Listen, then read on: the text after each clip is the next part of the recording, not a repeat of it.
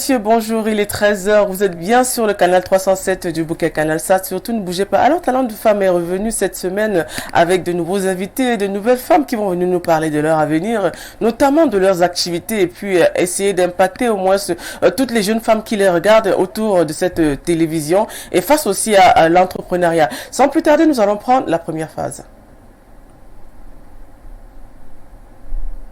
Je vous disais, vous êtes bien sur Talent de Femme. On est revenu il y a quelques temps. Il y a eu une petite histoire d'incompréhension. Néanmoins, Info TV est de retour sur le bouquet Canal Sat. Et surtout, branchez-vous sur Info TV Cameroun, notamment sur la page Facebook qui est toujours disponible pour les téléspectateurs. Sans plus tarder, nous allons accueillir l'invité d'aujourd'hui qui n'est autre qu'une dame qui fait dans l'entrepreneuriat, qui a plusieurs casquettes, comme elle nous l'a dit d'entrée de jeu quand elle est arrivée sur ce plateau. On va bien découvrir qui est cette dame qui pourra apporter un peu de punch, n'est-ce pas, dans notre quotidien, apporter justement cette touche un peu féminine, notamment qui travaille dans l'entrepreneuriat, dans la création d'activités et puis entre autres qui essaye de nous dire et de nous démontrer aujourd'hui que la femme justement c'est une pléiade de découvertes et d'énergie. Alors bonjour Madame Carole Noumedem, j'espère que j'ai bien prononcé le nom aussi. Hein. Si, très bien. Bonne arrivée à Info Télévision. Merci. On sait que vous habitez à Douala, aujourd'hui vous êtes à Yaoundé, ça se passe bien quand même? Oui, très bien, je suis arrivée très tôt le matin, mais ça va. Oui, il paraît qu'il y a des restrictions, notamment concernant la conduite des gros porteurs avec ce kilométrage qui a été réduit. Ça a été respecté Oui, quand même. Ouais, comme l'a dit le ministre des Transports, il faut respecter justement le kilométrage pour éviter le nombre d'accidents dans les routes. Absolument, oui. Voilà. Aujourd'hui, alors, vous êtes sur Info Télévision, c'est votre première fois ici. Comment vous avez ressenti l'ambiance, l'accueil, entre autres? Ah, super. Je super. me suis sentie comme à la maison, en fait. Bah, c'est vraiment ce qu'on veut. Vraiment, franchement, l'accueil est top. Franchement, rien à dire. Aujourd'hui, c'est Talent de Femme. Alors, vous savez, l'émission a un concept. C'est un concept de valorisation des femmes qui travaillent dans l'entrepreneuriat, le leadership, et puis qui se démarquent dans la société, qui apportent un plus. Quand vous êtes aujourd'hui sur Talent de Femme, ça veut dire que vous êtes obligé de nous dérouler le tapis. Alors, on va commencer par ça. Parlez-nous de votre parcours. Alors, je commence par quoi? Écoutez, vous avez libre antenne, vous avez le libre choix de dire tout ce que vous voulez, des vérités, peut-être même des mensonges, je sais pas, mais non, on va pas parler de mensonges. Parlez-nous un peu de comment vous avez commencé, qui vous êtes d'abord au départ, on veut savoir qui elle est, parce qu'il y a beaucoup de gens qui me disent aujourd'hui, qui est Carole, c'est vrai qu'on a vu une affiche, elle est belle, mais qui est-elle? Alors, dites-nous un peu. Alors, moi, c'est Carole Noumedem, 40 ans, maman. Ah, mais ça, c'est déjà la biographie. Hein. Ça aide beaucoup les hommes, peut-être. Maman et chef d'entreprise. D'accord. Chef d'entreprise, on va parler peut-être de tout ça. Quel est votre domaine d'entreprise? Comment est-ce que je vais me définir? C'est un peu... Ah ben, il ne faut pas avoir peur. Hein. Tu sais, c'est une antenne libre. J'ai pas peur. Voilà. En fait, je ne sais pas par où je vais commencer. Bon, parlez de vos débuts. Comment est-ce que ça vous est venu? Vous quittez le lycée, vous allez au collège, à l'université. Parlez-nous un peu de comment est-ce que vous avez évolué. Bon, à la base, j'ai une formation en graphisme. D'accord. Communément appelée infographie. D'accord. J'ai fait l'école à l'IAI, IAI Cameroun. D'accord. Je suis sortie de là et j'ai commencé à travailler en comment on appelle ça? J'ai peur de vous, excusez-moi. Non, j'ai pas peur de la caméra. Non, j'ai pas peur de la caméra, c'est pas la première fois. J'ai commencé à travailler en agence de com. Oui. Comme graphiste normalement. D'accord. Bon, et après ça, je me suis retrouvée en train de faire un peu de commercial. Bref, j'ai touché un peu à tout dans l'entreprise. De commercial, je suis allée à chef de publicité. Bon, j'ai travaillé pendant longtemps en agence de communication. C'était dans quelle ville À Douala. À Douala. Ah, vous avez grandi plutôt à Douala dans ce secteur? J'ai grandi à Douala, j'ai fait mes études à Douala. Ah, c'est passé comment? C'était facile à trouver le boulot? Comment est-ce que vous êtes lancé dans l'entreprise de communication? C'était pas évident du tout parce qu'avant de commencer à travailler dans cette agence-là, j'ai trimé. Ça, il faut le dire. Ah, heureusement, vous avez trimé parce que j'ai jamais vu une personne qui vient sur ce plateau va dire voilà, je suis né avec une pierre d'argent. Non, j'ai continué sans souci. L'expérience s'acquiert des fois aussi avec. Absolument, absolument. J'ai bossé dans deux à trois boîtes où on ne me payait pas. C'était vraiment. Mais à chaque fois, je me disais ok, je gagne en expérience, j'apprends sur le tas et tout. Ça m'a été très bénéfique. Déjà, on salue déjà tous vos patrons qui ne vous payaient pas, mais il faut leur dire merci parce qu'aujourd'hui, vous vous en sentez très bien, c'est ça aussi. Hein? Ouais, on va dire ça. On va dire ça. Ça m'a permis de, voilà, de persévérer, voilà, j'avais un objectif en tête et de vraiment pouvoir avoir une certaine expérience.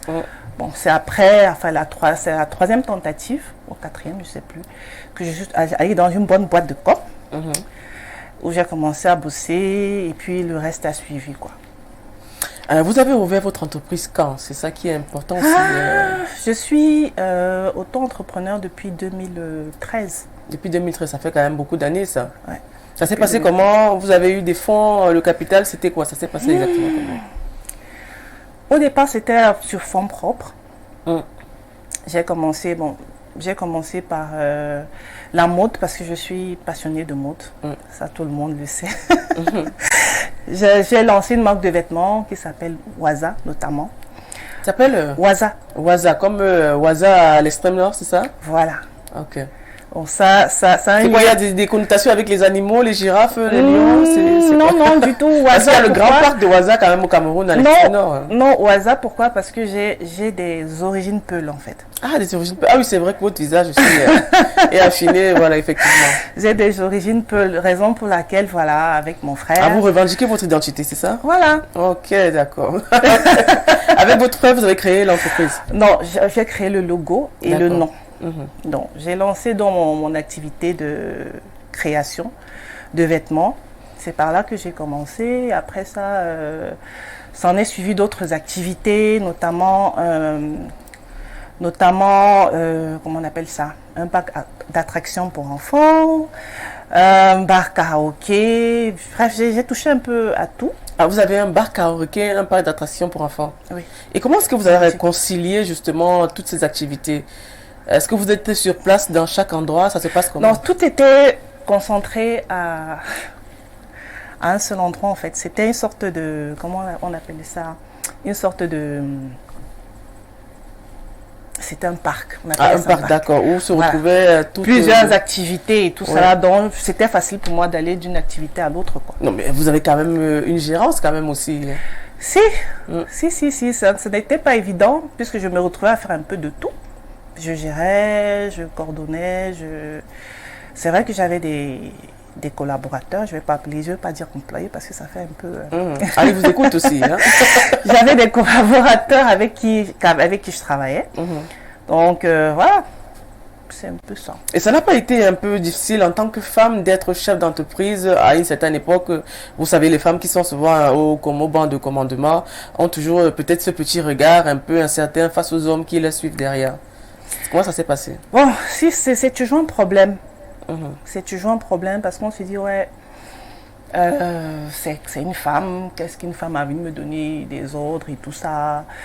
Il y a toujours ce problème-là qui se pose parce que ce problème on va dire quoi, d'ego.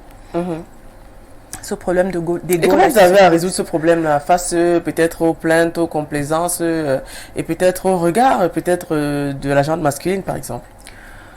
Ah, reste très professionnelle. Hein. Le travail, c'est le travail. Je suis pas là. Donc, il y a la rigueur, la dureté. Voilà. Si tu ne respectes pas, tu es dehors, c'est ça? Voilà. Le travail, c'est le travail. Faut bien que ça rentre, l'argent rentre, c'est ça aussi. C'est clair, le travail, c'est le travail. Après tout, on n'est pas là pour gérer les états d'âme des gens ou bien quoi que ce soit. Non, non, du tout. À un moment donné, on ne sait pas, c'est pas comme si c'était un jeu. C'est pour, si on lance une activité pareille, c'est pour pouvoir générer des sous. S'il faut commencer à gérer les états d'âme des uns et des autres, vraiment, on ne va pas s'en sortir. Alors, et depuis 2013, ça fonctionne bien? Donc, oui, bon, je vais dire oui, je vais dire non. L'activité pour laquelle j'ai laissé mon boulot, de chef de publicité, enfin, on appelle ça le groupe, voilà, c'est le mot que je cherchais. Le groupe que j'avais formé à l'époque avec mon ex-conjoint, n'a pas tenu, bon, ça a tenu, je crois, 3 ou 4 ans. Et au bout de la 4e année, on a dû fermer, c'était en 2018. D'accord. Voilà, c'était en 2018 pour diverses raisons. Bon, il fallait que je me concentre sur autre chose. En même temps, voilà, j'avais d'autres aspirations aussi. Voilà. Alors, et aujourd'hui, vous êtes toujours chef d'entreprise, parce qu'il s'y paraît... Toujours. Et c'est dans quoi aujourd'hui? Ce n'est plus dans le groupe Non, du tout. Bon, maintenant, j'ai un groupe aussi qui est divisé en trois départements. Il y a le département mode, il y a le département prestation de services. D'accord. Dans la prestation de services, notamment, il y a les formations, tout ce qui est formation, parce que je suis en partenariat. Formation en quoi? QHSE, qualité, environnement, d'accord. et tout ça, management et tout ça. Je suis en partenariat avec une autre structure. Et voilà, on propose ces services-là. Et en même temps aussi, on fait dans le groupe fait dans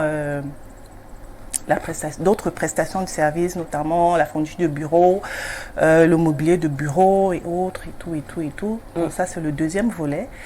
Le troisième volet, je ne l'ai pas encore véritablement lancé parce que je ne suis pas encore prête. Ce qui est notamment le design intérieur. La décoration intérieure. L'architecture d'intérieur. Oui, ça c'est des études aussi qu'il faut faire, non? Justement, c'est ça que je ne l'ai pas encore lancé parce que je me prépare à faire cette formation-là. Voilà. Oui, qui est très prisée notamment en Occident et même déjà en Afrique, parce que il y a beaucoup d'entreprises justement qui font, qui vont vers justement cette décorateur d'intérieur, qui est différent d'architecte d'intérieur aussi, parce qu'il y a le distinguo. C'est différent, différent. L'architecture d'intérieur, je vais expliquer ça comment. D'après mes termes, je ne suis pas encore calée là-dessus. Oui. L'architecture d'intérieur, ça regroupe tout ce qui est aménagement. C'est-à-dire, ça va de l'aménagement, des aménagements muraux, des sols, et de la décoration aussi. Donc, c'est deux trucs bien différents. Il y a aussi la possibilité de pouvoir... Parce qu'on fait toujours le distinguo entre architecte d'intérieur et justement décorateur d'intérieur. L'architecte d'intérieur, c'est celui-là qui conçoit le projet. Le projet. Je vais prendre un exemple simple. Vous avez une cuisine, ok? Oui. Mais bon, la cuisine, elle est toute vieille. L'architecte d'intérieur, lui, il vient concevoir tout ce qu'il y a comme assemblage dans la cuisine en fait. C'est-à-dire les meubles, l'évier, voilà. La disposition des différents chaises, tables, la table de travail. Voilà, c'est ça le rôle de l'architecte d'intérieur. Ah, d'accord. Par contre, le décorateur d'intérieur, lui, il vient sur un... mais généralement les deux travaillent ensemble, oui. Ça, tu peux faire les deux en même temps. Ah, d'accord. Voilà, c'est possible de faire les deux en même temps. Maintenant, le travail de décoration vient maintenant ajouter la touche couleur, les trucs comme ça là, les dispositions on va dire, c'est pas des meubles, la disposition des meubles et du matériel de cuisine. Ça c'est un peu ça quoi. Ok, on est sur l'architecture d'intérieur. C'est bien, on y reviendra peut-être une prochaine fois. Alors aujourd'hui, on sait que vous êtes entrepreneur dans plusieurs domaines. Parlez-nous un peu de vos défis. Quels sont vos défis actuellement? Mon premier défi, c'est de pouvoir gagner du terrain. Ce qui n'est pas évident du tout. En tant que femme, il y a toujours cette petite barrière-là. Quand tu arrives en entreprise, généralement, on ne te prend pas souvent très au sérieux. Quand tu arrives là avec ton joli petit minois, là, on s'est dit que ouais, celle-là... Sois belle et tais-toi. Exactement. Donc, j'aimerais pouvoir, gagner le respect, justement, de mes prospects. Parce que ce n'est pas évident. Parce que généralement, on va dire, ah ouais, tu es belle, ok. C'est bien beau, mais ce n'est pas ce que je suis venue vendre. Je suis venue vendre mes services. Donc, c'est pouvoir gagner le respect de mes prospects. Et aujourd'hui, ce défi a-t-il été relevé C'est en train de le faire, oui. C'est en train de le faire. Ça n'a pas été évident, mais tout doucement, je suis en train... je suis en train d'y arriver, ouais. Alors aujourd'hui, on parle de femmes insoumises, de femmes libres, des femmes, l'expression féminine aujourd'hui de la femme. Est-ce que vous pensez qu'aujourd'hui, les femmes camerounaises sont des femmes excessivement expressives, qui peuvent s'affirmer en tant que telles? C'est vrai qu'on a cette émission d'expression, mais est-ce que vous pensez qu'en général, les femmes camerounaises sont des femmes, bon, on va pas dire libertines quand même? Bon, maintenant, ça dépend du contexte. Hein. Ça dépend du contexte.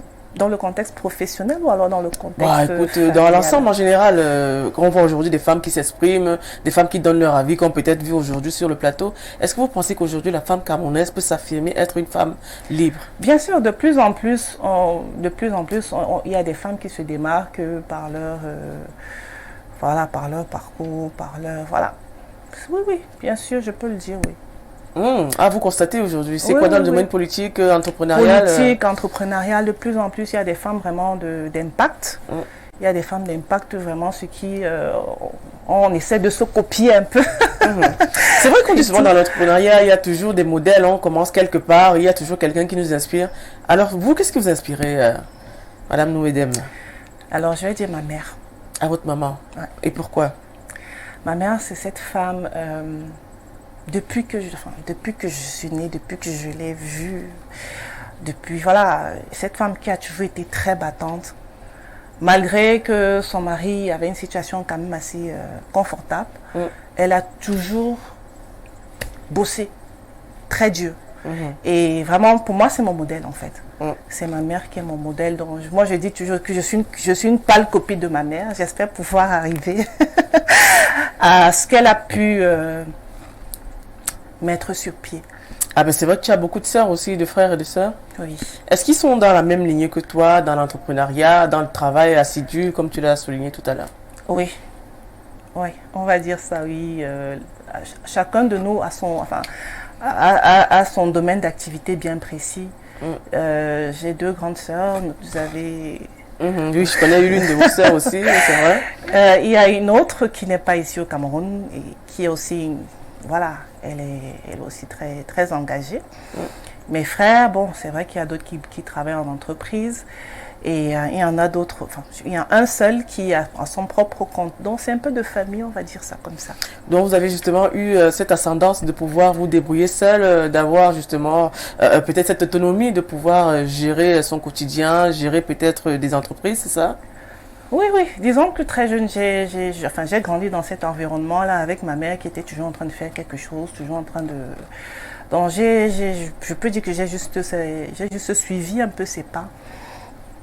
Parce que très jeune déjà, je m'arrangeais à être indépendante financièrement. J'étais toujours en train de faire un petit truc pour pouvoir avoir un peu de sous et tout. Donc voilà, on va dire que j'ai grandi avec ça. Ah d'accord. Et aujourd'hui, est-ce que vous vous considérez comme une femme accomplie? C'est vrai que c'est une phrase qui dérange souvent un peu. Femme accomplie, ça dépend des domaines. Bon, si concernant le côté maternel, je peux dire oui. J'ai des enfants qui sont déjà assez grands. Bon, c'est vrai qu'ils n'ont pas encore atteint la maturité. Mais quand je les vois, je suis fière d'eux. Pour moi, c'est déjà un bel accomplissement. D'accord. L'accomplissement, c'est les enfants chez Madame Noumen Carole. Alors aujourd'hui, mais c'est bien aussi d'avoir justement ce côté affectif, notamment concernant sa descendance. Mais je parle de femme accomplie dans le domaine social. J'ai bien compris. Maintenant, dans le social, je dirais pas encore. Je suis encore en train de travailler dessus. Voilà. Oui, aujourd'hui, on parle de femmes entrepreneurs, on parle de femmes qui impactent. Mais est-ce que vous vous voyez aujourd'hui peut-être être dans une succursale, peut-être d'entreprise dans tout le pays et peut-être même en Afrique quelque part? C'est le but. Ah, c'est le but. Hein. Ouais, vous y pensez déjà? Oui, oui, j'y pense. Je suis en train de travailler sur certains partenariats à l'extérieur. On peut savoir lesquels? Ça reste encore... Ah, c'est secret.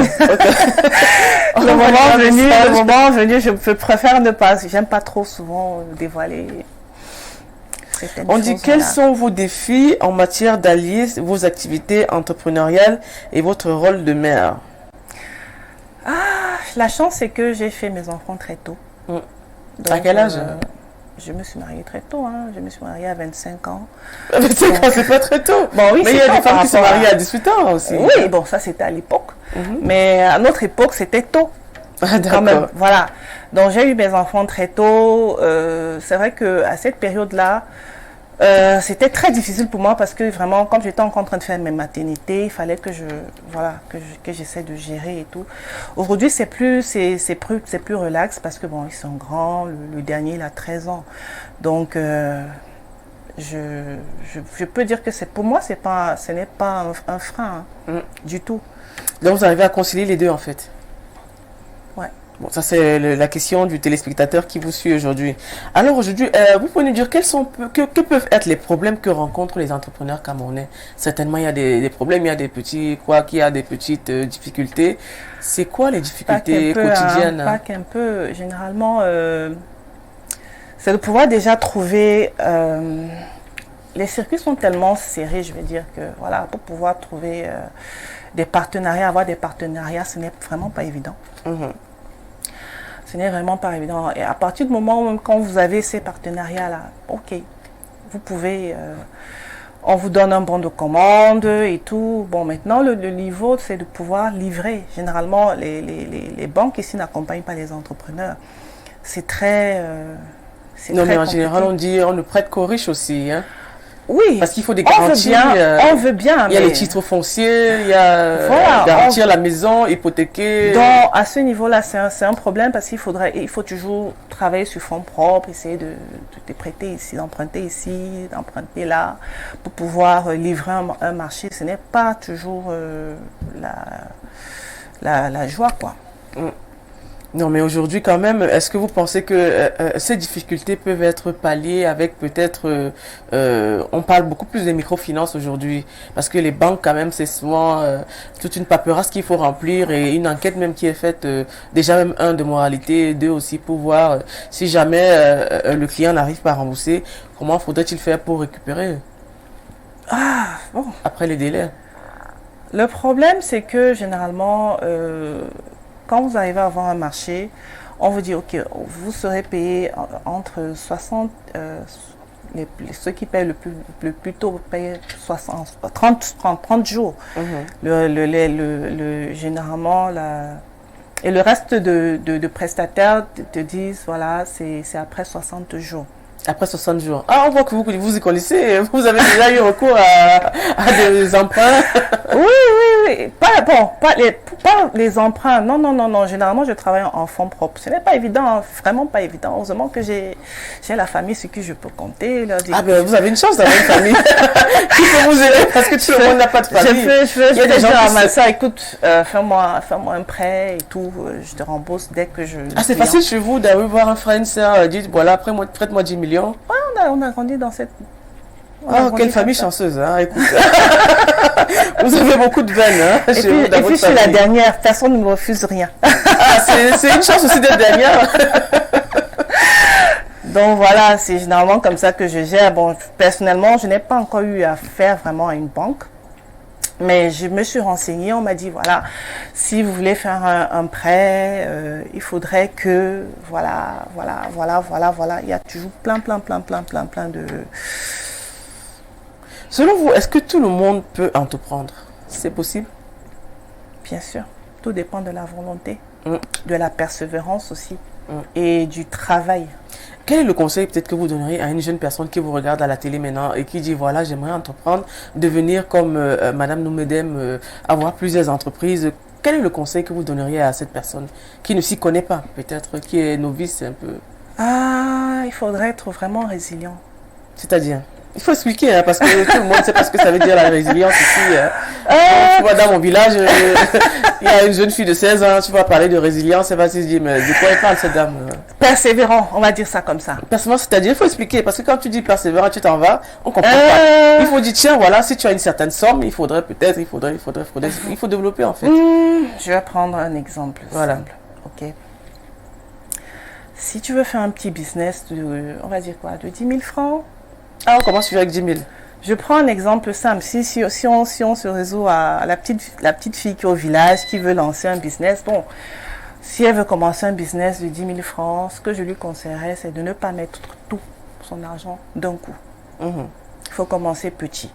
C'est comme ça, enfin, commencer petit et puis au fur et à mesure que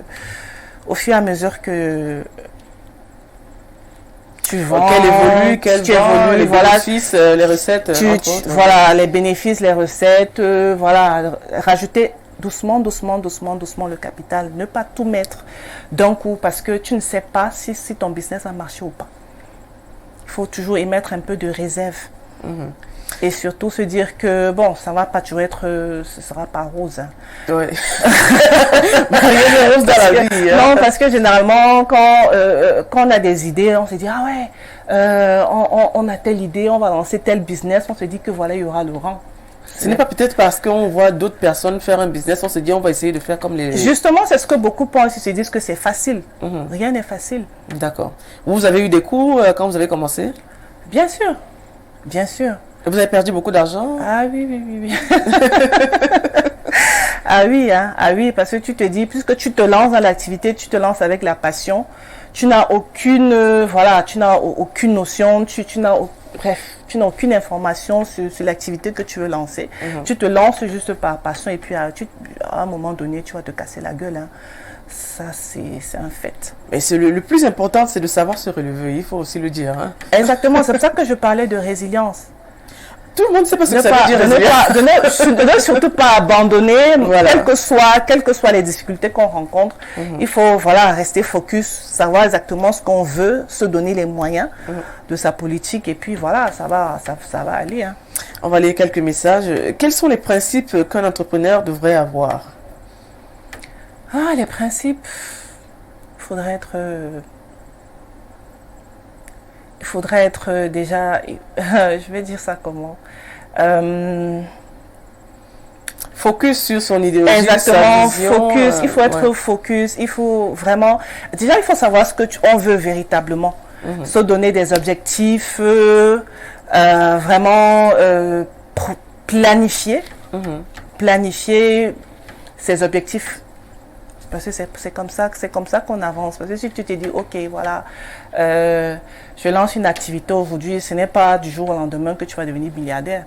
Ça prend des étapes. Pensez-vous qu'un entrepreneur doit apprendre à attendre un financement avant de se lancer? Ça, c'est une question qui arrive. Attendre un financement, ça dépend. Hein. Ça dépend de l'envergure, ça dépend de l'envergure de vos proches qui vous ont aidé. Mais voilà, ça dépend de l'envergure du projet en fait. Maintenant, si c'est un projet à 200 millions, bon, il faut attendre. Pour ça, il faut attendre. Mais si c'est des petits, enfin, c'est des projets à petit budget, on se donne les moyens, on peut aller voir la famille comme moi j'ai fait. Écoutez, voilà mon projet. Non, mais aujourd'hui, on sait que Steve Jobs, c'est lui qui a Apple, sans publicité, perd son âme, il est décédé. Mais il avait commencé avec un petit budget, il n'a pas attendu d'avoir 300 millions. Exactement. Mais là, peut-être, il faudrait expliquer peut-être dans ce sens où on dirait, faites d'abord avec ce que vous avez et avec vos revenus, ça pourrait aller plus tôt. Tout à fait, tout à fait. Il faut commencer petit. Moi, j'ai commencé vraiment petit. Qu'est-ce que je faisais? Avant de laisser tomber complètement mon boulot, j'ai fait un test parce que j'ai commencé avec les vêtements. D'accord. Donc, ce que je faisais, c'est que je faisais cours des vêtements pour moi d'abord. Ah, d'accord. Pour moi, et puis... C'était pas un peu narcissique, ça Non, parce qu'il fallait que je sache si les gens adhèrent, si les gens aiment ce que je fais. Donc, je me renseignais, j'essayais de voir, est-ce que ça vous plaît? Ah, c'est toi qui dis que oui, c'est moi qui fais le truc et tout. Maintenant, à partir de là, je commençais à prendre des commandes, doucement. C'est comme ça que j'ai évolué. Et puis, après, j'ai demandé, ok. Ah, j'ai un mesdames qui il y a multiples entreprises aujourd'hui. Alors, on va lire une autre question. Lorsqu'on est issu d'une famille pauvre, peut-on espérer réussir malgré tout à réaliser ses projets? Si oui, comment procéder? Ah, la pauvreté, je ne pense pas que ça puisse être un frein. Un frein, non. Tout dépend du mindset, de la volonté qu'on a. Tout dépend du mindset et de la volonté qu'on a. Si on veut arriver vraiment à faire quelque chose de bien, on se donne les moyens de sa politique. Tu peux commencer. Si tu n'as pas je prends un exemple. Si tu n'as vraiment pas de financement, tu peux faire des petits jobs en attendant. D'accord. Tu fais des petits jobs. Si tu sais te servir de ta main, je ne sais pas, si tu es une femme, tu tresses. Moi, je tressais à l'époque. Quand j'étais au lycée. Non, mais il faut le dire. Il faut que d'autres sachent. Je tressais. Parce qu'on voit aujourd'hui milliardaire ou millionnaire, on dit, bon, tiens, voilà, j'aimerais devenir comme elle, influenceuse avec des sacs. Je tressais. Et tout. Je tressais, je tressais quand j'étais au collège. Chaque Et week-end. vous chaque faisiez week-end. payer Oui, c'était minable. prestations, Mais... ouais. Non, mais c'est bien ça, quand même. C'était minable, mais j'arrivais à avoir mon argent de poche. Et avec cet argent de poche-là, je rachetais des petites gadgets là pour filles que je revendais à mes copines. C'est comme ça que j'ai commencé. Je me suis pas levée du jour au lendemain et puis j'ai eu, je sais pas moi. Tout ce que vous avez aujourd'hui. Non, du tout. Alors, on va lire d'autres questions. Comment trouver des fonds de départ pour se lancer dans une affaire? Je pense que je l'ai dit tout à l'heure. Si on n'a pas de fonds, on peut commencer à faire des jobs, petits jobs un peu partout pour pouvoir se faire un petit capital. Qu'est-ce qu'il faut comprendre sur l'esprit d'entreprise? Qu'est-ce qu'il faut comprendre? Je ne comprends pas très bien la question. Bon, sur l'esprit, peut-être, qu'est-ce qu'il faut comprendre sur la vision de l'entreprise en tant qu'entrepreneur? Peut-être, bon, je sais pas, c'est les téléspectateurs qui envoient les questions. L'esprit d'entreprise, parce que vouloir entreprendre, c'est d'abord avoir une vision et avoir un esprit d'entreprise. Qu'est-ce qu'il faut juste peut-être avoir comme, je sais pas, peut-être idéologie? Il faut déjà avoir une vision. C'est à partir de la vision que voilà qu'on définit l'axe qu'on veut donner, l'axe ou bien les axes qu'on veut donner à son activité ou à ses activités. Tout va de la vision au départ. Quels sont les défauts des femmes entrepreneurs que vous détestez le plus? Ça, c'est Evelyne Diponjo qui envoie le message. Alors, les défauts des femmes entrepreneurs, bon, généralement, c'est le manque de temps. Parce que, il faut le dire, hein, quand on atteint un certain niveau de travail, on n'a vraiment plus le temps pour sa famille. Ça, c'est ce défaut-là c'est ce truc-là qui me gêne un peu parce que je suis en train d'arriver à ça. Je passe de moins en moins de temps avec ma famille parce que je suis toujours dehors à monter, descendre et tout ça. Donc voilà, pour moi, c'est le principal défaut. Bon, maintenant, il y en a d'autres, hein, mais pour moi, le principal, c'est ça. Le temps pour sa famille. Le temps pour sa famille.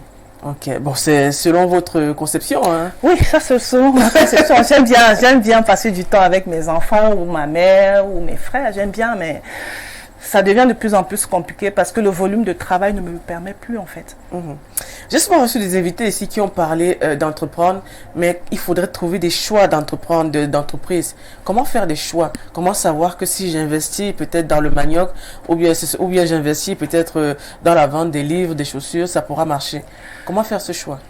Moi, je dis toujours que pour investir, il faudrait maîtriser déjà ce qu'on veut faire. Une étude de marché, de faisabilité? Pas forcément. Quand je dis maîtriser, c'est on a toujours un petit truc qu'on sait bien faire.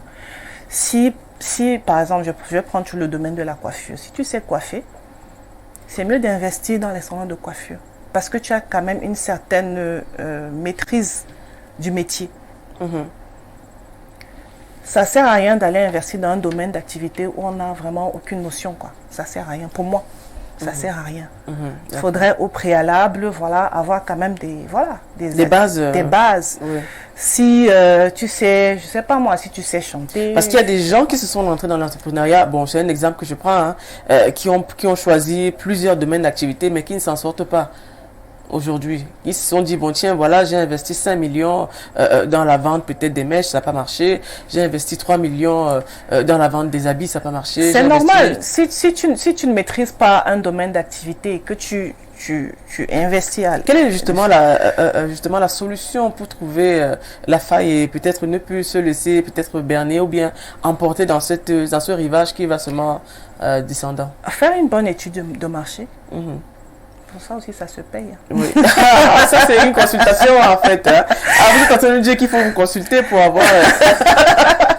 Faire une bonne étude de marché au préalable. Et puis maintenant,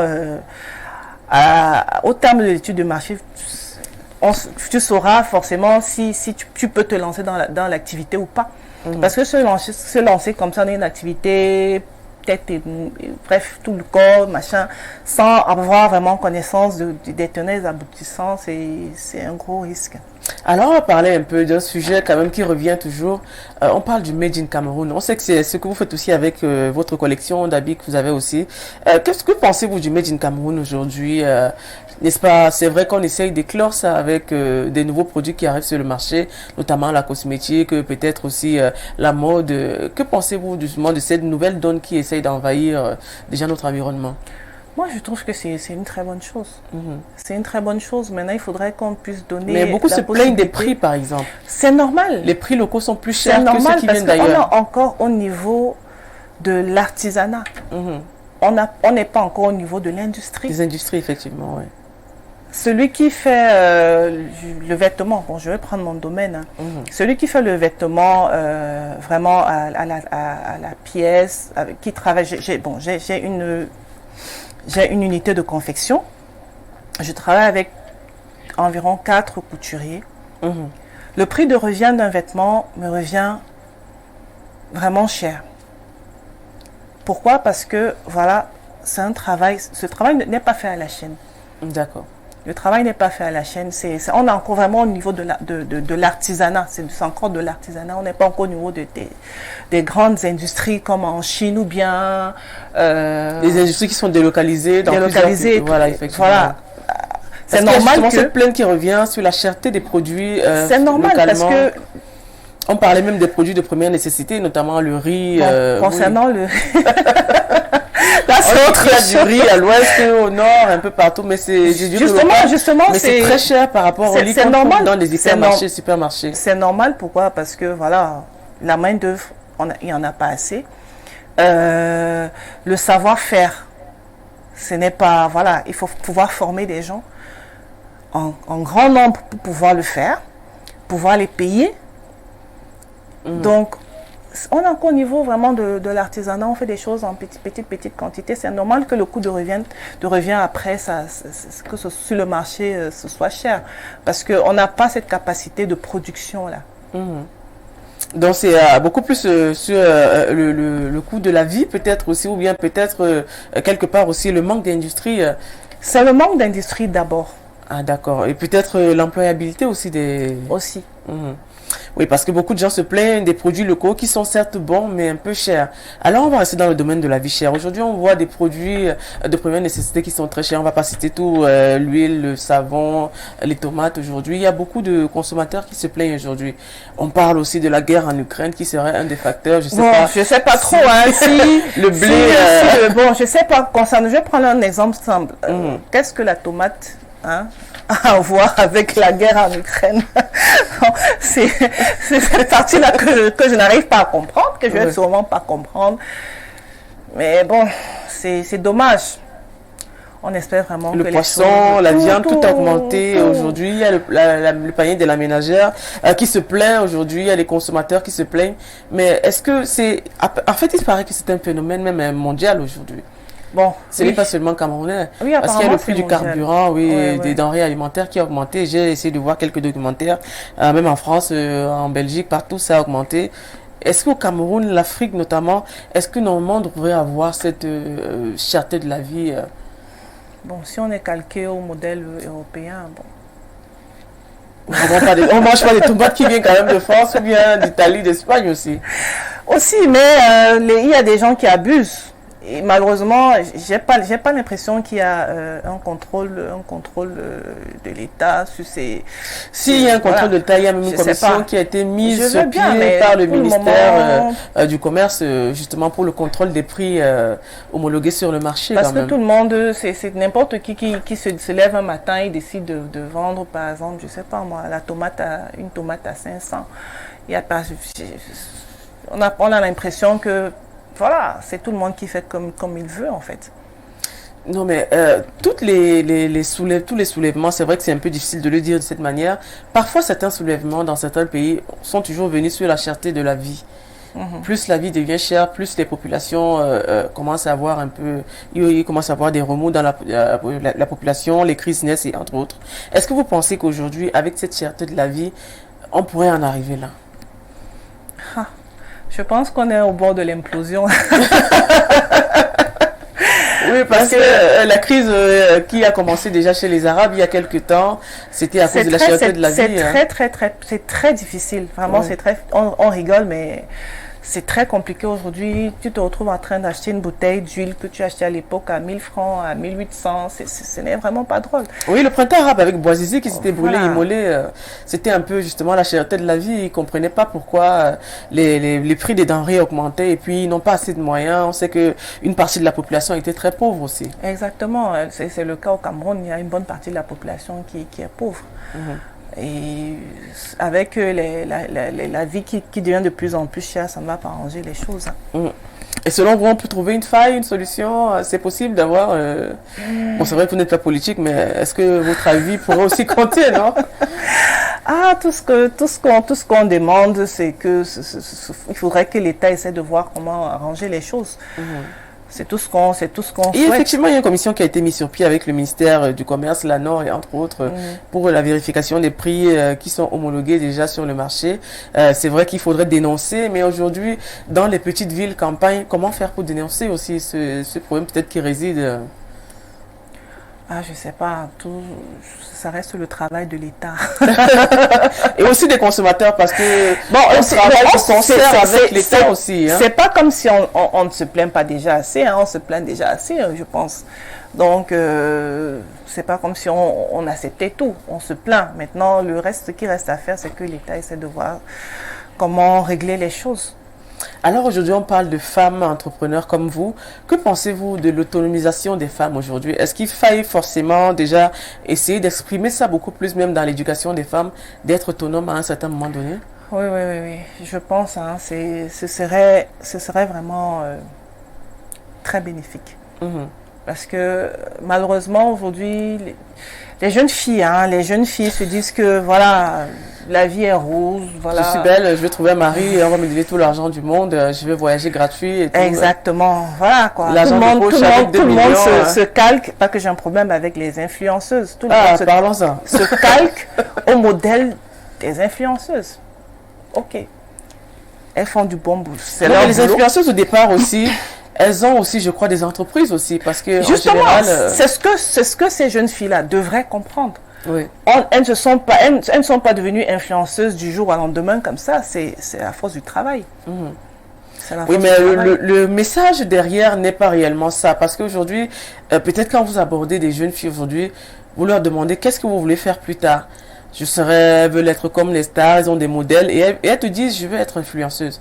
On aimerait bien savoir, est-ce que c'est un métier, est-ce que c'est une manière de vivre, est-ce que c'est un impact, parce qu'il faut apprendre quand même aux jeunes enfants aujourd'hui, le vrai bonheur, la richesse, c'est même le travail aussi. Absolument.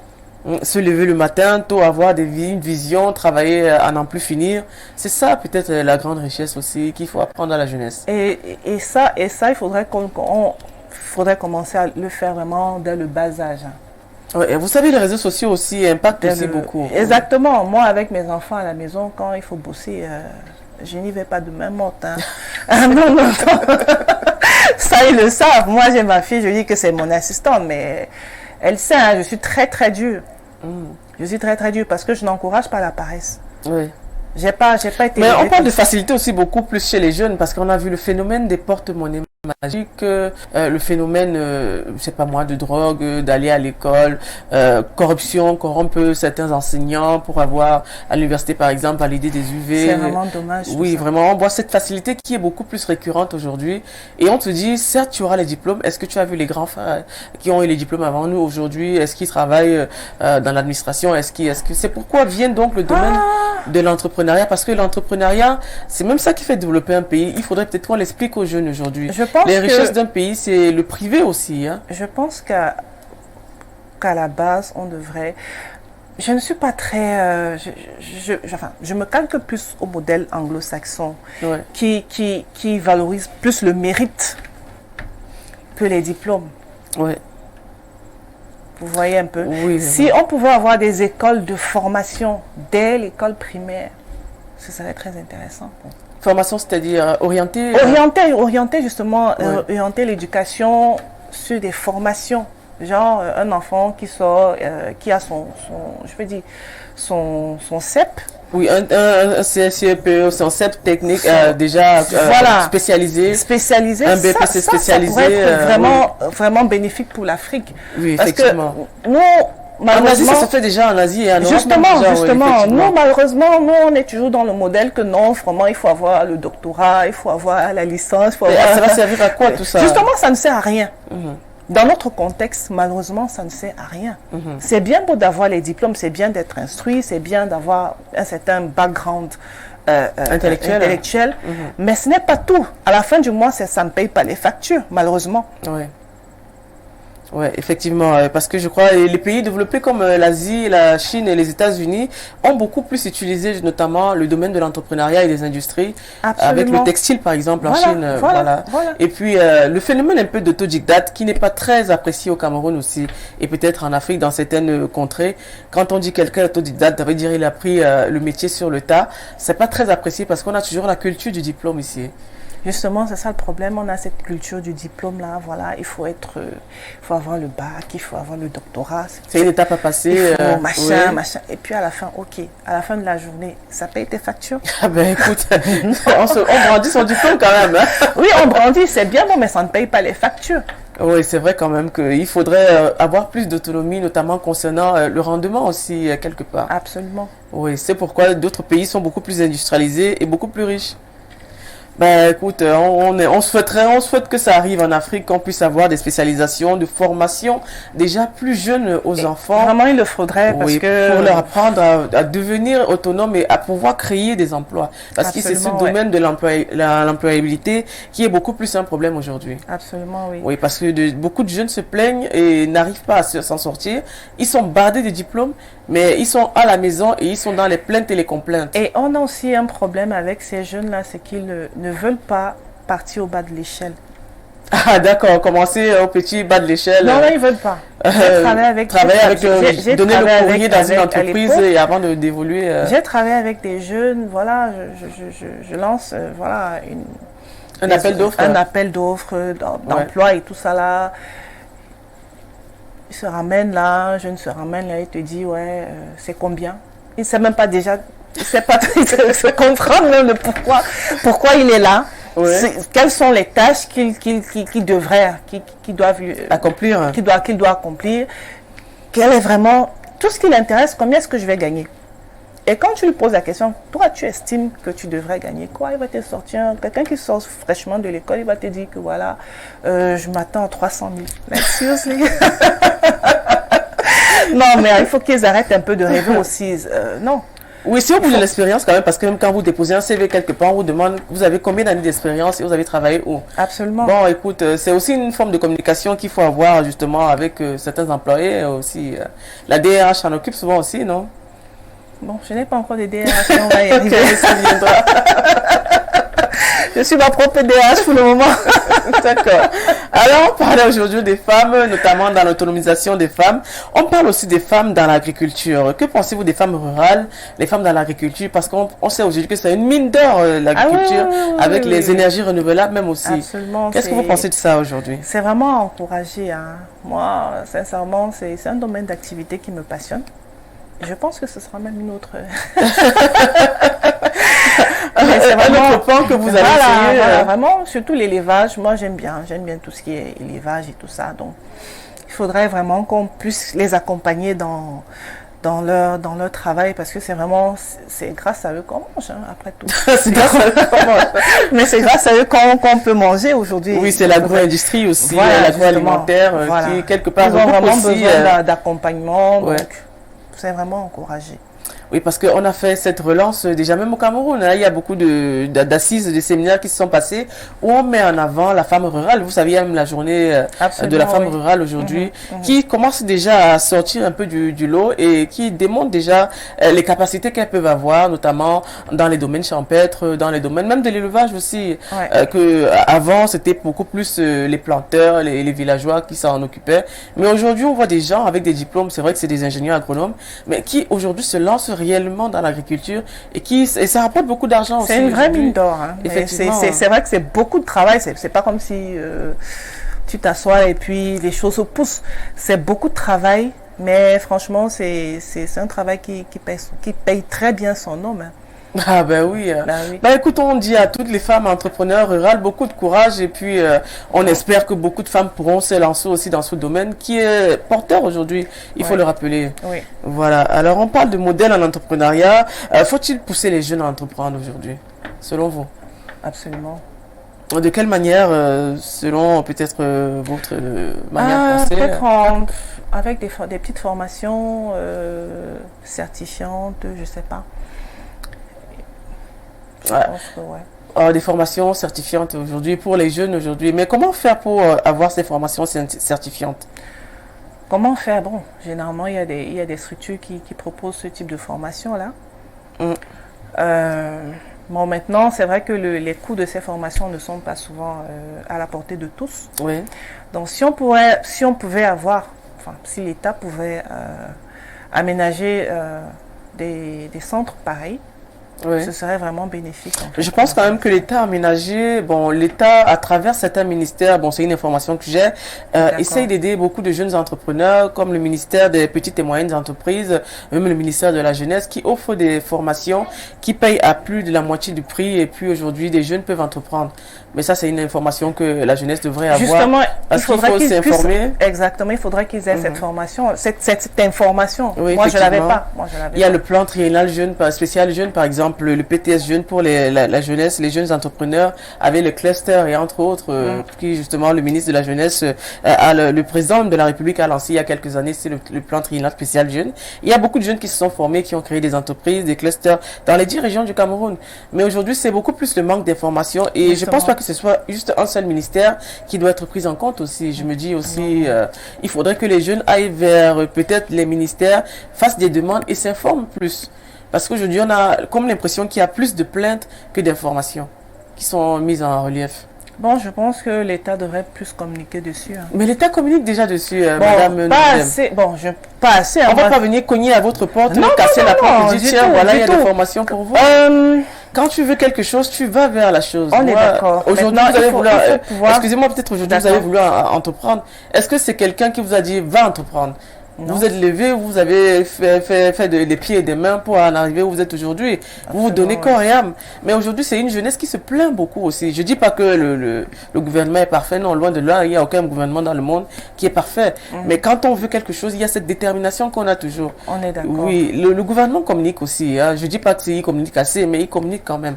Parce que moi, j'ai des informations, certes, je suis journaliste. Mais comment je fais pour les avoir aussi? Ce n'est pas forcément le journaliste qui me fait avoir ces informations. Ah, je pense que pour toucher la jeunesse, il faudrait utiliser les outils qu'ils utilisent. Par exemple, l'émission où vous êtes aujourd'hui, c'est une émission de communication, non? N'est-ce pas? On parle des femmes entrepreneurs. Combien de jeunes regardent cette émission? Ben, il y a beaucoup de femmes qui regardent beaucoup plus. Des femmes destinées à la femme. Okay, et aussi à des jeunes filles aussi. Et puis, une émission, combien? Elles ne sont pas forcément nombreuses, ces femmes. Enfin, ces jeunes filles. Parce que je veux dire jeunes filles. Je ne parle pas des femmes. Femmes et jeunes filles, c'est différent. Combien sont celles qui s'asseyent devant une émission pareille? Bah, c'est vrai que c'est quand même élitiste parce que certaines femmes, c'est beaucoup plus celles qui comprennent le concept. C'est pour ça que je disais qu'il faudrait se rapprocher de leurs moyens de communication. Oui, mais la communication, on ne peut pas se rapprocher tant qu'on n'a pas la volonté aussi, hein, je pense. Il y a toute une histoire de volonté et de détermination. Parce que quand on veut, on va même au-delà des montagnes. Hein, parce que, et c'est ça aujourd'hui avec la jeunesse africaine, peut-être camerounaise, qui est beaucoup plus dans les plaintes. Je ne dis pas que se plaindre c'est mauvais, mais à force de se plaindre, on ne fait rien. Ça, c'est clair. Ouais, voilà. Bon, c'est vrai que j'ai parlé à votre place. Alors, on va continuer avec...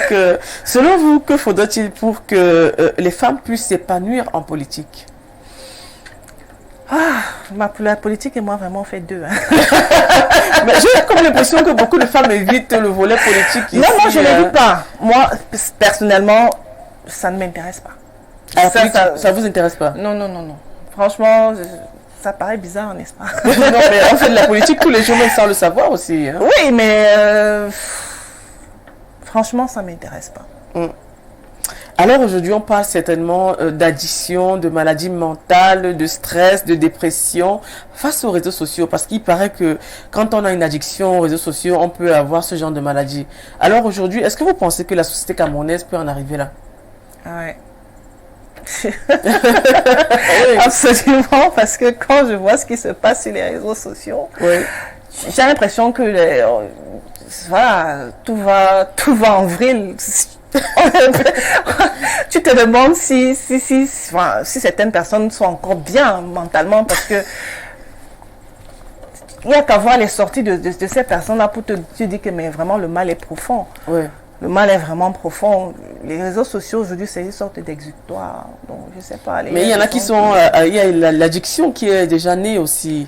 Absolument. En ouais. Occident, il y a eu beaucoup de phénomènes où il y a des gens qui ont cette addiction d'aller dans les réseaux sociaux et de comparer leur vie aux réseaux sociaux.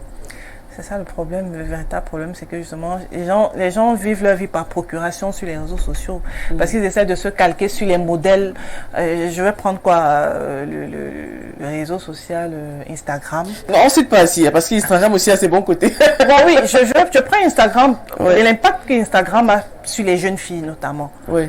Généralement, il y a des influenceuses sur Instagram, là, vraiment, quand tu vois leur vie, vraiment, c'est toujours le rêve, quoi. Oui.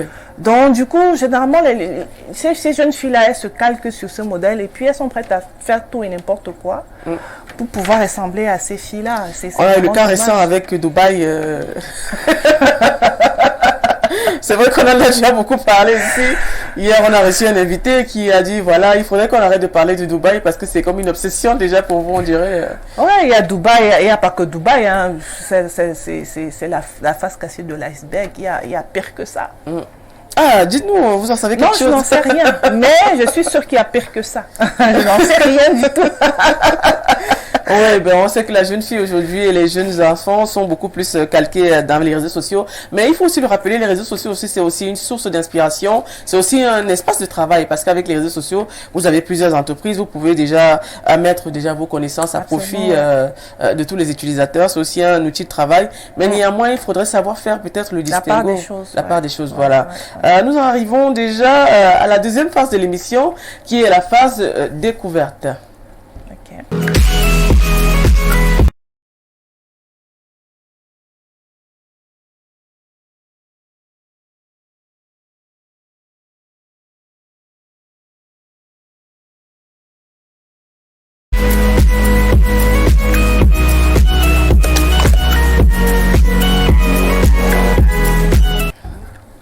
Alors, nous sommes à Découverte. Alors, Découverte, c'est des petites vidéos de vos proches où on parle de vous, notamment, on parle de ce que vous représentez pour vos proches. On a fait une petite enquête là-dessus et voilà, surtout ne bougez pas. On va savoir qui est réellement Carole Noumedem face au dire de ses proches.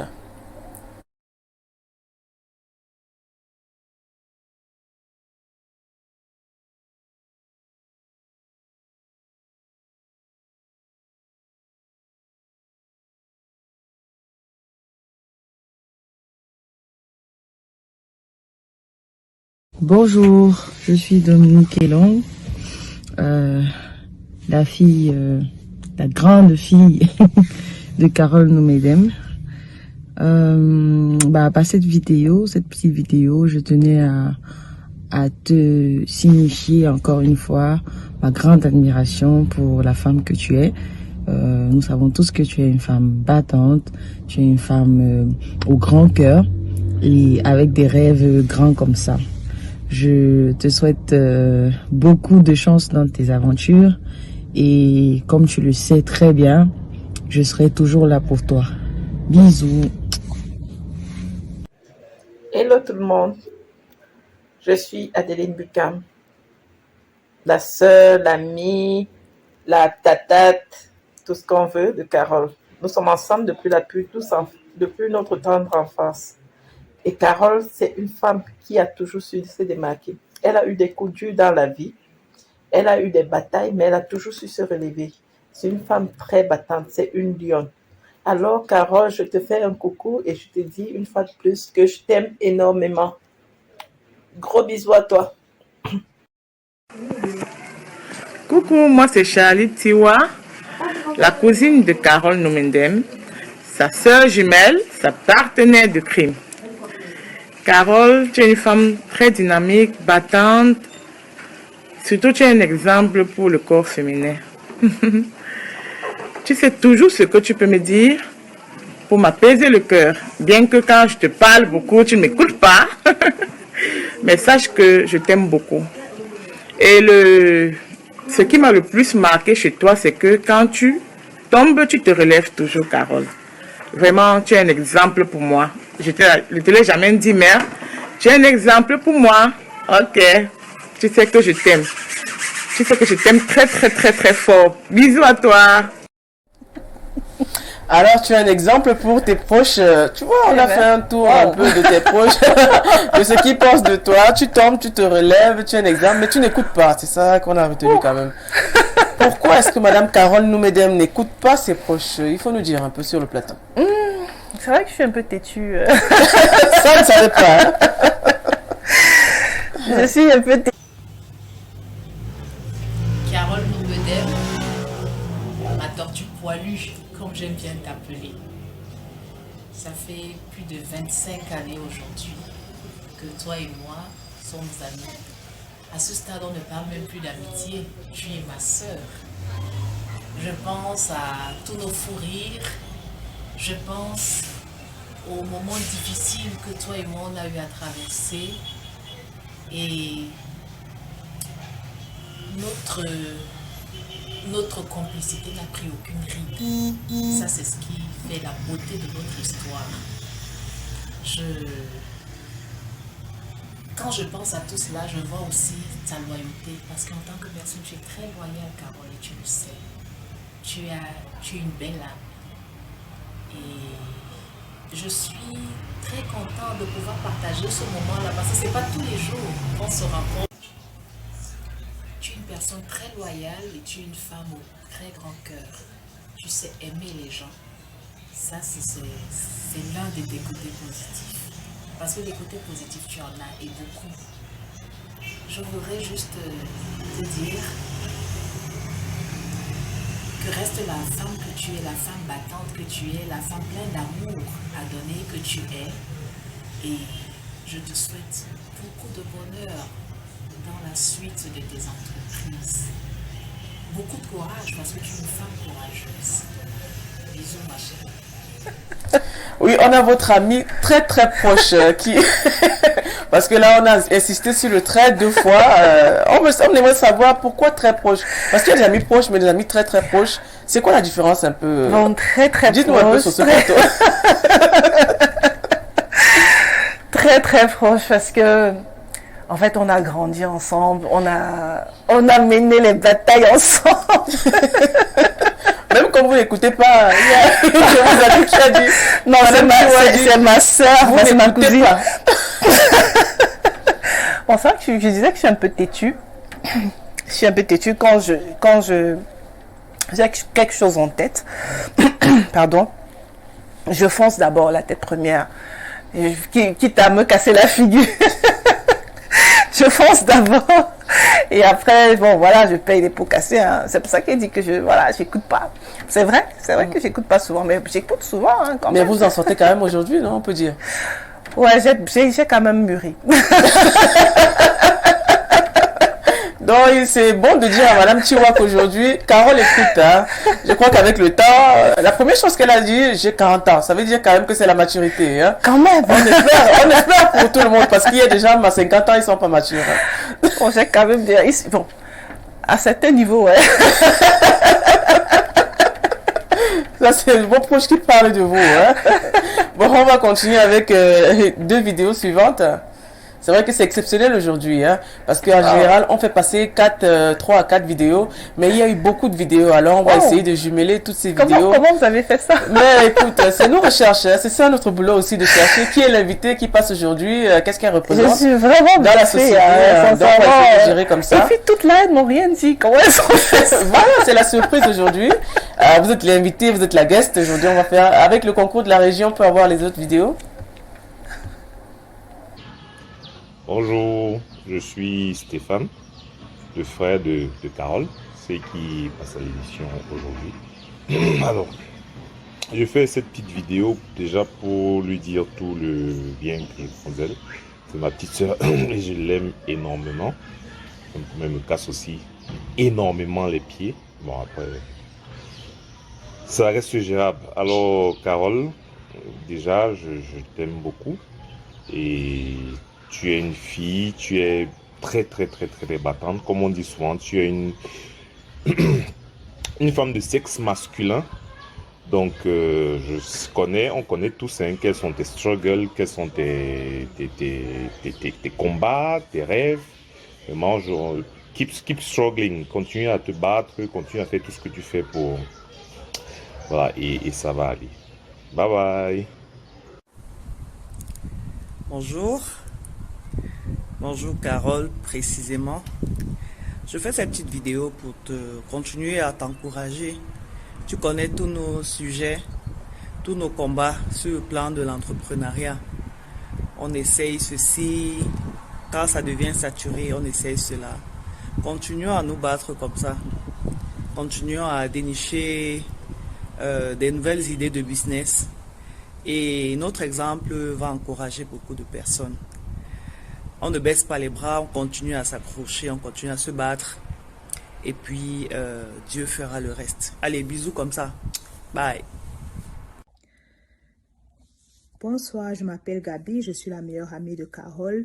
Et si je n'étais pas l'amie de Carole, je n'aurais pas sorti ce français bizarre là de mon grenier. Et donc, ça fait 30 ans que Carole et moi, nous sommes amis. Et ça fait 20 ans aujourd'hui que je suis partie du Cameroun. Donc, ça fait 20 ans que je n'ai pas vu Carole. Elle me manque énormément. She's my girl and I love her to death. So, Carole, j'ai juste tenu à être là aujourd'hui pour te dire à quel point j'apprécie ta patience, ta ténacité, ta persévérance dans tout ce que tu fais. Tu n'as jamais baissé les bras.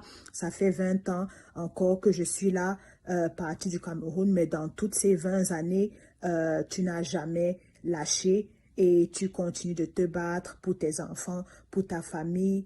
Je respecte énormément ce que tu fais, ton courage, et je voulais juste te dire, tu es un exemple pour moi, tu m'inspires tous les jours, tu es un exemple pour ma fille, pour ta fille et pour nos petites sœurs qui viennent après nous.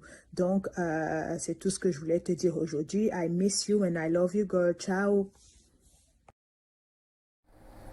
Ah, c'est émouvant ça de voir une amie de longue date qui parle ainsi de sa meilleure amie. Je vous vois très ému là. Ouais, c'était quand même une recherche assez difficile. C'est une émission spéciale parce qu'en général, on fait passer 3 vidéos, au plus 4.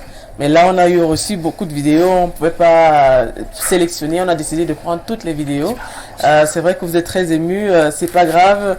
C'est aussi le but de l'émission, de surprendre, d'apporter une nouvelle touche aussi à l'émission, de présenter aussi une autre facette de l'invité, d'apporter justement cet éclairage sur la personne qui est face à nous, face à ses défis aussi, face à ce qu'elle a pu réaliser dans la vie. Alors Carole, j'espère que vous êtes calmée maintenant. Alors que pensez-vous de votre meilleure amie qui depuis 20 ans ne vous a pas vu et qui est aux États-Unis? Elle a tout dit, c'est... Gabi, c'est... Voilà, c'est mon ombre en fait. Son message, en fait, j'ai fait une accumulation d'émotions et tout ça. Oui. Je m'attendais à voir tout le monde sauf elle parce qu'elle est toujours très occupée et tout ça. Et je suis en même temps surprise et... Oui, vous savez, c'est aussi ça, l'amitié aussi, pensez toujours aux gens auxquels on est proche. Aujourd'hui, il y a votre frère aussi qui a interagi, qui a toujours dit que vous êtes têtu, hein, parce que ça revient toujours. Est-ce que vous êtes têtu? Alors dites-nous un peu. Et il a dit, je sais, c'est ma sœur, je sais comment gérer ça. Donc votre sœur sait comment gérer vos émotions, vos prises de tête, c'est ça? Ouais, je suis très têtue. Ça, je le reconnais. Il faudrait pas enseigner ça aussi à vos enfants, hein, la tétutesse. Mais la tétutesse, bon, ça dépend dans quel contexte en fait. Oui. Je suis une tête, pas dure, mais voilà, je sais défendre mes opinions, voilà. En fait, le souci qui se pose un peu avec mon entourage, c'est que voilà, on a toujours cette étiquette de la petite Carole fragile, voilà, qu'on doit protéger. Et vraiment, c'est à tout un... Non, mais c'est vous qui l'avez souligné, vous êtes la dernière, donc vous êtes apte au caprice. Bon, on va prendre les dernières vidéos avant de finir cette rubrique. Bonjour, je suis Axel, le petit frère de Carole. Carole, cette vidéo c'est pour toi. Donc Carole, te voilà encore une fois de plus sur les plateaux télé, en train de montrer aux yeux du monde ce que tu es capable de faire. Donc sache que on a grandi comme ça avec toi. On sait tout ce que tu es capable de faire. On sait que tu as beaucoup de choses à entreprendre, beaucoup de choses à montrer. Alors continue d'être celle que tu es. On sera toujours là pour t'encourager dans tes projets. Tu sais combien de projets on a eu ensemble qui n'ont pas marché et des projets qui vont marcher parce que je sais que tu es tenace et courageuse. Donc vas-y, fonce, ne lâche rien. Allez, ciao ciao, on t'aime. Coucou maman, j'imagine que tu ne t'attendais pas à ce que je fasse cette vidéo. C'était une surprise. Je voulais te faire cette vidéo pour te dire que je t'aime beaucoup et te dire merci pour tous les efforts que tu fais pour que mes frères et moi, on ne manque de rien. Et je t'admire énormément par rapport à tout ce que tu fais pour nous. Je te fais plein de bisous. Bye bye. Ben voilà, la dernière vidéo, c'est la fille. On clôture avec le mot de la fille.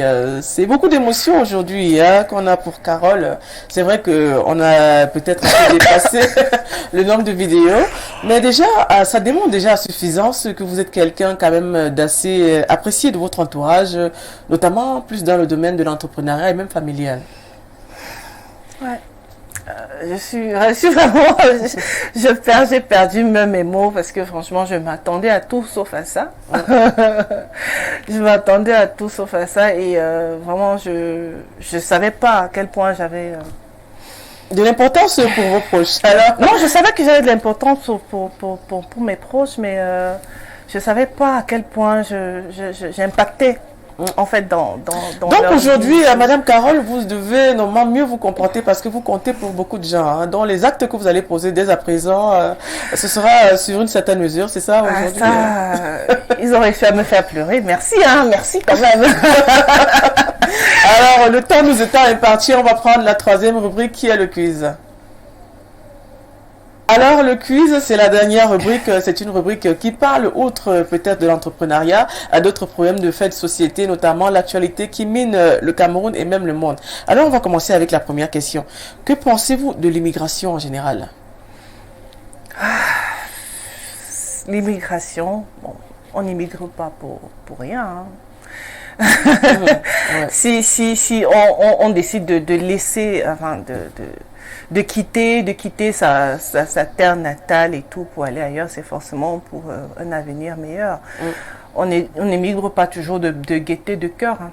Donc en fait, selon vous, l'immigration, c'est pour changer de vie, apporter un souffle nouveau? Ça c'est quand tous les éléments ne sont plus, Mais nous avons des jeunes Africains qui immigrent, qui vont déjà dans le Maghreb et qui meurent dans les bateaux. Aujourd'hui, est-ce que quelque part, vous diriez à quelqu'un, il faudrait immigrer? Pour immigrer, il faudrait, c'est un peu comme l'entrepreneuriat, il faut un but. On n'immigre pas pour immigrer. Mais on a notre Francis Gano, le champion camerounais, qui est passé par le désert aussi, qui a immigré. Peut-être que c'est une chance pour lui, mais il est passé par l'immigration aussi, par le désert. Il est passé par l'immigration, mais il avait déjà quelque chose à offrir. De l'autre côté. Oui. Mais il aurait pu prendre le bateau et peut-être mourir sur le bateau aussi. Non, je ne peux pas vous pousser à dire quelque chose que vous ne vouliez pas, mais je veux savoir, selon votre conception, vu que c'est vous l'invité aujourd'hui, que pensez-vous en général de l'immigration? Est-ce que c'est bien ou pas? Ça c'est bon côté comme ça, c'est mauvais côté aussi, parce que beaucoup se jettent dans cette aventure-là, vraiment sans vraiment réfléchir à véritablement à ce qu'ils veulent pardon, à ce qu'ils veulent faire. De leur vie, se disent que voilà, l'Europe c'est, ou bien l'Occident, c'est le paradis où on ramasse l'argent au sol, ou bien on cueille sur les arbres. Mais non, c'est pas rose, c'est pas rose du tout. J'estime que s'il faut s'immigrer, forcément il faudrait avoir quelque chose à vendre en fait. D'accord. Alors aujourd'hui, on parle de l'albinisme comme d'un problème sociétal, mais néanmoins, cet albinisme, qui est la journée d'ailleurs célébrée le 13 juin, la journée internationale de la sensibilisation à l'albinisme qui a été donnée à l'Assemblée générale des Nations Unies. Aujourd'hui, on voit des albinos quelque part un peu relégués, qui se disent même stigmatisés. On a eu le cas il y a quelques jours avec nos artistes locaux. On parle, il faut peut-être les citer, notamment de Manibela qui a fait une publication notamment concernant une jeune coach qui a l'habitude d'intervenir dans les réseaux sociaux aujourd'hui. Et puis, il y a eu justement cette remontée des albinos qui s'en sont pris peut-être à son poste, mais pourtant, elle s'adressait peut-être à une seule personne. Mais néanmoins, elle a mis sur pied le côté de l'albinisme. Aujourd'hui, que pensez-vous de l'albinisme, notamment concernant nos populations qui, quelquefois, rejettent un peu ces personnes? C'est dommage, ce sont des êtres humains comme nous tous, hein. Ce sont des êtres, juste que voilà, ils ont un peu de pigmentation, c'est tout, mais ce sont des êtres humains comme vous et moi. Donc vraiment, je ne pense pas qu'on devrait les stigmatiser ou bien quoi que ce soit. Ce sont des personnes à part entière, donc vraiment... Oui, parce qu'il y a justement cette question qui revient toujours avec ce petit scandale qui est arrivé il y a quelques jours. Il y a des albinos qui s'en sont pris et ils ont dit, voilà, nous on a l'habitude de nous rejeter aujourd'hui. C'était quelque part un peu triste de le découvrir ainsi. Mais néanmoins, comme vous l'avez souligné tout à l'heure, c'est une maladie qu'on ne prévient pas et puis néanmoins on peut vivre avec aussi. Hein. C'est pas... Pour moi, c'est même pas un sujet. C'est dommage que voilà que les choses aient dégénéré entre les deux protagonistes. C'est dommage, mais bon, je pense que l'une comme l'autre, chacune a ses torts, et il serait bon de le souligner. De ne pas stigmatiser tous les albinos. Non. Ça n'a même pas de sens. D'accord. Alors, on parle souvent, vous aimez beaucoup la famille, du code de la famille camerounaise. Est-ce que vous avez une idée de ce qu'il est question, de quoi il est question? Non. Ah, bon, on va peut-être passer cette question. Alors, on parle toujours du domaine sanitaire. On va parler, ce 19 juin a été célébrée la journée internationale de la drépanocytose. Aujourd'hui, que pensez-vous des enfants drépanocytaires? C'est très dur pour les parents de ces enfants-là. Je pense que si on peut prévenir vraiment à la base, c'est-à-dire vraiment quand on se met avec quelqu'un, prendre la peine vraiment de faire des examens pour s'assurer que voilà, on va pas, parce que c'est un peu la faute aux parents. On va dire ça comme ça, c'est un peu la faute aux parents. C'est dommage, bon. Pourquoi? Parce que quand deux personnes devraient s'unir, il faille forcément qu'on aille à l'hôpital essayer de vérifier. Il y a des tests qui se font généralement avant les unions. Hein. Nos parents le faisaient à l'époque. C'est vrai que nous aujourd'hui, on ne tient plus compte de ces choses-là. Deux personnes vous diront, nous sommes amoureux l'un et l'autre. Pourquoi nous séparer si peut-être nous ne sommes pas compatibles? C'est ça. L'amour, ce n'est pas tout. C'est un peu égoïste de penser ainsi, parce qu'à la fin, c'est l'enfant qui vient avec un problème qui est mal en fait. Donc, je pense que on devrait faire un peu plus attention à faire des examens prénuptiaux. D'accord, ça c'est le conseil de Madame Carole Nomodère. D'accord. Alors aujourd'hui, restons dans le domaine sanitaire, on parle de médecine traditionnelle améliorée. Que pensez-vous justement de cet usage que certains en raffolent même souvent aussi, d'autres aussi, ils ont souvent ces petites appréhensions, notamment concernant la médecine traditionnelle améliorée. On va souvent parler de la médecine locale, quoi, si vous voulez. Moi, je n'ai rien contre ça, hein, tout au contraire. Je pense qu'il faudrait qu'on essaie de mieux développer ce pan de la médecine là, parce que voilà, moi personnellement, il y a certains produits que je préfère prendre naturel. Non, mais c'est vrai. Oui. C'est vrai, parce que... On a eu le cas Covid, par exemple, il y a voilà, justement, il y a les cas Covid. Et puis, il faudrait qu'on sache que même dans nos cuisines, hein, nos épices, là, ce sont des médicaments. Donc, moi, j'ai pas de problème avec ça. Si ça peut se développer, ce serait une très bonne chose. Mais il y a aussi cette appréhension qui règne, parce qu'on voit, quand vous allumez peut-être les petites chaînes de câble, il y a toujours des publicités de médecins. Ils se disent médecins, docteurs, je sais pas trop quoi. Ils ont des décoctions. Il y en a même qui ont pris cette décoction et qui en sont morts. Parce qu'il y a eu des procès au Cameroun, même avec justement cette histoire de médecine traditionnelle qui soigne 80 maladies. Bon, moi, quand je parle de médecine traditionnelle, ce n'est pas forcément... Les naturopathes ou bien... Bon, il y a des vrais naturopathes et puis il y a aussi des charlatans. Des produits phytosanitaires. D'accord. Il y a des vrais naturopathes et puis il y a des charlatans. Il y a des médicaments qu'on présente qui soignent 80 maladies carrément. Ça, oui, aujourd'hui, on se retrouve justement avec ça. Il y a des charlatans, on ne sait pas faire le distinguo qui est réellement. Exactement, c'est ça le problème. Le guérisseur du village, ou bien celui qui a faim, qui n'a pas eu d'études, il dit voilà, il se met à il écrase sèche et puis vous buvez n'importe quoi.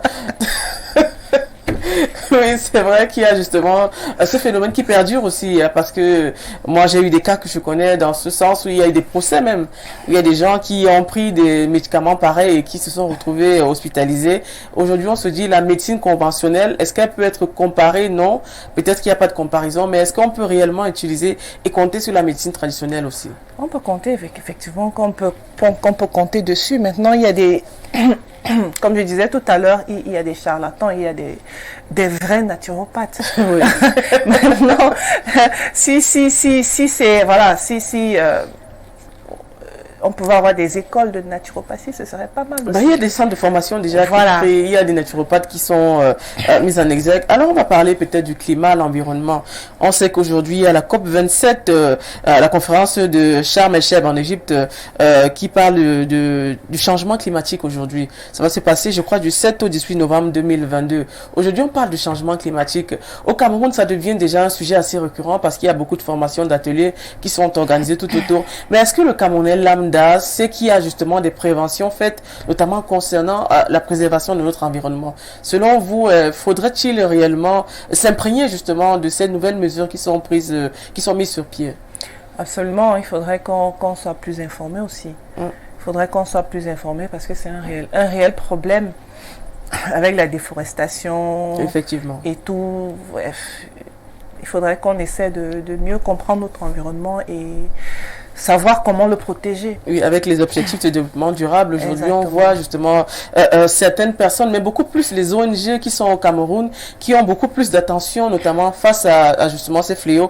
Mais est-ce que le Camerounais lambda, c'est qu'il faudrait qu'il balaie devant sa maison, il sait qu'il faille que peut-être il n'utilise pas peut-être les produits toxiques pour peut-être l'agriculture, comme on voit le plus souvent avec les engrais entre autres. C'est justement ça qui amène peut-être cette dégradation de la nature.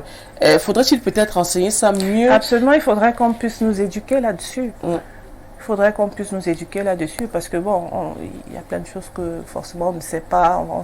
Il y a des produits qu'on utilise, on n'est pas conscient de l'impact que ça a sur l'environnement. Donc, si on est plus informé, vraiment, je pense que les choses pourraient... Oui, parce qu'on parle de changement climatique avec la COP27 qui revient tout le temps, notamment dans les médias. Mais néanmoins, moi, je me dis, bon, selon ma conception, moi, la journaliste Odile, pareil, faudrait peut-être que le public soit beaucoup plus et mieux informé face à notre environnement, parce que ça nous concerne tous. C'est pas seulement l'État ou bien les ONG, les organisations et associations. C'est le Camerounais lambda qui doit être intéressé. Il faut jeter ses ordures, il ne faut pas les brûler forcément. Il faut protéger l'environnement. C'est vrai qu'il y a le compost chez les Blancs, il y a les il y a les poubelles, le recyclage, et tout entre ça autres. Si on peut mettre ça sur pied aussi, ici, ce serait pas mal. Vous n'avez pas peut-être envie de créer une entreprise dans cette lignée? Si. J'ai beaucoup, vous savez, j'ai les rêves plein à la tête comme ça. J'espère pouvoir mettre certaines choses sur pied. Sinon, franchement, c'est très important de pouvoir préserver son environnement parce que de plus en plus, on voit avec le climat, tout est devenu bizarre. On ne contrôle le climat, on ne contrôle plus rien. Donc vraiment, si on peut vraiment faire attention, ce serait vraiment une bonne chose. Mais le plus important, c'est d'informer les populations. D'éduquer la population. Éduquer les populations. Voilà. Alors, on va prendre la dernière question. Aujourd'hui, on parle de chirurgie plastique, beaucoup plus chirurgie esthétique. On voit beaucoup plus, retournons dans ce domaine où on parlait des influences et peut-être aussi des réseaux sociaux. On voit beaucoup de jeunes qui changent leur apparence, qui augmentent les implants mammaires, fessiers, entre autres, la liposuction, les anneaux gastriques pour améliorer peut-être le physique et se sentir mieux. Parce que le tout, c'est de se sentir mieux peut-être, comme on le dit souvent, assez souvent. Mais aujourd'hui, on voit ce phénomène qui commence à arriver de plus en plus en Afrique, avec nos stars africaines qui vont en Tunisie, qui vont en Afrique du Sud, qui vont surtout au Brésil se faire opérer, aux États-Unis aussi, il faut le rappeler, et qui changent leur, justement, corps. Est-ce qu'aujourd'hui, vous pensez que l'avènement de la chirurgie esthétique peut implémenter justement ce changement, être victime de la mode, comme on le dit souvent, face à ce fléau qui arrive déjà en Afrique? Ah, c'est devenu monnaie courante. Hein. On se refait tout. Hein. On a nos stars, même locales ici. Absolument, je vais pas citer les noms, mais il y en a beaucoup qui ont eu recours à ça et puis diminuer les hanches, justement casser une côte pour avoir une hanche petite. Voilà. Mais aujourd'hui, des jeunes filles, il faut toujours retourner là-dessus. Et même des jeunes garçons veulent ressembler à ça. Est-ce que quelque part, ce n'est pas une perte de nos valeurs? J'aimerais bien savoir votre avis face à ce phénomène. Ah, moi, je trouve que c'est dommage. Hein. Bon, en même temps, après, chacun, comme on dit, chacun, c'est son corps. Chacun, c'est son corps. Mais vous avez eu des enfants. Imaginez votre fille vous dit, maman, j'aimerais ressembler à Beyoncé. Qu'est-ce que je fais aujourd'hui? Ben, c'est très bien ce que je lui dirais, de s'accepter telle qu'elle est. De s'accepter. Enfin, pour moi, hein, je ne vois vraiment pas quel est l'intérêt de me refaire le nez ou bien les lèvres, je sais pas trop. Je vois vraiment pas l'intérêt. Donc, tout c'est d'abord l'acceptation de soi d'abord. Et puis maintenant, le reste, chacun fait ce qu'il veut de son corps. Hein. Si je lui dis, écoute, ne le fais pas et qu'elle pense qu'en le faisant, elle va se sentir mieux, bah écoute, je n'ai rien. Vous ne pouvez qu'adhérer. Je ne peux qu'adhérer, voilà. Pas trop le Mais on sait quand même, vous êtes une maman ouverte, vous êtes quand même une femme entrepreneur qui a fait de belles choses et qui a beaucoup réalisé déjà au vu des commentaires qui sont arrivés avec les vidéos. On va prendre un dernier message avant de clôturer l'émission. Bon après-midi à vous, très bon panel. Merci pour tout ce que vous faites et bravo à vous pour le travail que vous abattez.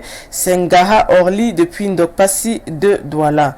Bon, on vous remercie déjà pour le travail que vous abattez. Voilà, c'est beaucoup de remerciements, d'appréciation.